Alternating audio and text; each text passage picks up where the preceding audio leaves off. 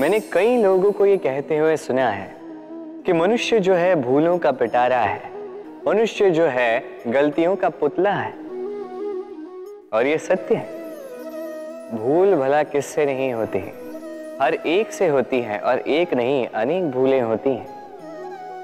किंतु स्मरण रखिएगा, उन्हीं के वस्त्रों पे कीचड़ लगता है जो कीचड़ साफ करने का प्रयास करते हैं। तो जहां प्रयास वहां भूलें तो होंगी। अब यदि आप कोई नया संकल्प करने जा रहे हैं, कोई बड़ा कार्य करने जा रहे हैं, और आपसे कोई भूल हो जाए तो कोई बात नहीं, पश्चाताप ना करें। अपनी भूल को पहचानें, उसे समझें, उसे सुधारने का प्रयास करें, और सबसे महत्वपूर्ण बात, अपनी भूलों से सीखें। उन्हीं के हाथों से लहू बहता है जो कांटों में छिपे उस पुष्प को निकालने का प्रयास करते हैं। स्मरण रखिए, जिसने जीवन में कभी कोई भूल नहीं की, उसने जीवन में कभी कुछ नया करने का प्रयास ही नहीं किया है। ये भूल आपका सबसे बड़ा शिक्षक है, तो इससे दुखी ना होइए, पश्चाताप ना करें, इस भूल का आदर करना सीखें। फिर देखिए, आप स्वयं को जीवन में और ऊंचा पाएंगे। ये वृक्ष देख रहे हैं आप, कितना हरा भरा, कितना सुंदर। इसकी शीतल छाया में सुख मिल जाता है। इसकी डालियों पर बैठे पंछी, इनकी वाणी सुनो तो थकान ही निकल जाती। किंतु क्या ये वृक्ष आरंभ से ऐसा ही था?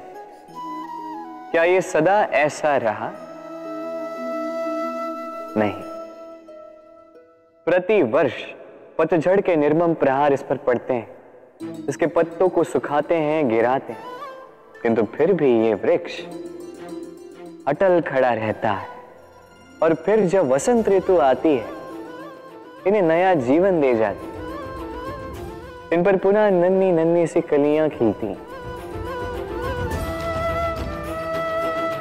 इसने पतझड़ का सामना किया, इसलिए आज ये हरा भरा है। इसने पुराने पत्तों का शोक मनाने के स्थान पर परिवर्तन स्वीकार किया, इसलिए आज हमें यह सुख बांट सकता है। स्मरण रखिएगा, अत्यंत महत्वपूर्ण बात, परिवर्तन और पीड़ा, ये संसार के सबसे महान सत्य है। जिसने इन्हें स्वीकार कर लिया, मानो वो धन्य हो गए। हमारे आसपास ऐसे कई लोग होते हैं जिनमें प्रबल वाक चातुर्य होता है, जो अपने मीठे शब्दों से सबको बांध लेते हैं, और इसीलिए वो आकर्षण का केंद्र भी बन जाते हैं। अब हमारे आसपास ऐसे भी कुछ लोग होते हैं जिनके शब्द हमें चुभते हैं, जिनकी दृष्टि से हम सदैव बचकर निकलना चाहते हैं ना? ये शब्द अत्यंत शक्तिशाली होते हैं। यदि ये शब्द नव प्राण फूंक सकते हैं, तो ये शब्द प्राण ले भी सकते हैं। जैसे एक शब्द मंत्र बनकर जीवन तार देता है, वही कोई दूसरा अपशब्द हमें दुख दे देता है, हमारे मन में क्रोध को जगाता है। क्यों? ये हमारे वचन अमूल्य है, ये हमारे शब्द ये ब्रह्म है।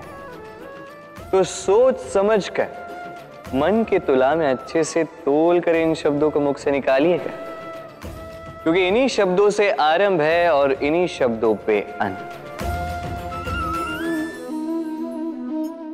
मनुष्य में एक विशेषता है, और वो ये कि वो सदैव यही सोचता है कि सब में वही विशेष है।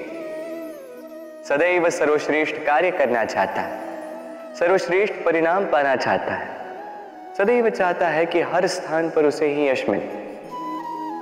किंतु जब बात आती है प्रेम की, तो प्रेम एक ऐसा विशेष भाव है जो मनुष्य से कहीं अधिक है। प्रेम में जिस व्यक्ति से आप प्रेम करते हैं, उस व्यक्ति की प्रसन्नता आप सर्वश्रेष्ठ से भी श्रेष्ठ मानते हैं। उस व्यक्ति से यदि हार जाओ तो मुख पर कड़वाहट नहीं, होठों पर मुस्कुराहट आती है। जिसे आप प्रेम करते हो, यदि उसे हराकर आप जीत रहे हो तो ये जीत नहीं है, ये सबसे बड़ी हार है। तो अब चयन आपका है, आप क्या चाहेंगे? आप चाहेंगे कि प्रेम की जीत हो या आप चाहेंगे कि आपकी जीत हो? प्रेम। दाऊ मुझसे सदैव पूछते हैं कि कान्हा, ये प्रेम अंततः है क्या?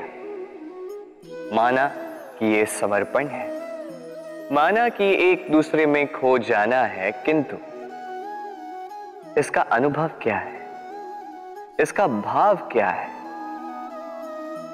अब प्रेम को पूर्णतः परिभाषित करना कान्हा के वश में तो नहीं है, क्योंकि ये प्रेम है इतना महान।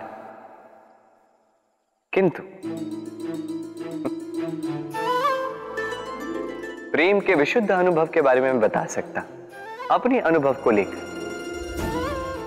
देखिए, ये प्रेम वो रंग है जो जीवन में रस भर देता है।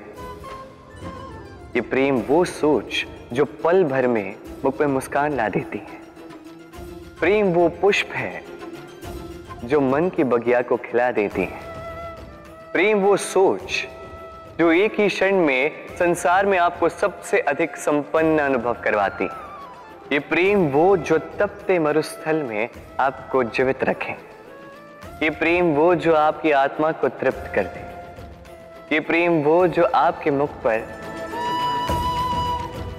मुस्कान ला दे, जैसे अभी इस समय राधा मेरे मुख पर ले है। अद्भुत है ये प्रेम। तो आइए इसी प्रेम के साथ कहें, राधे राधे।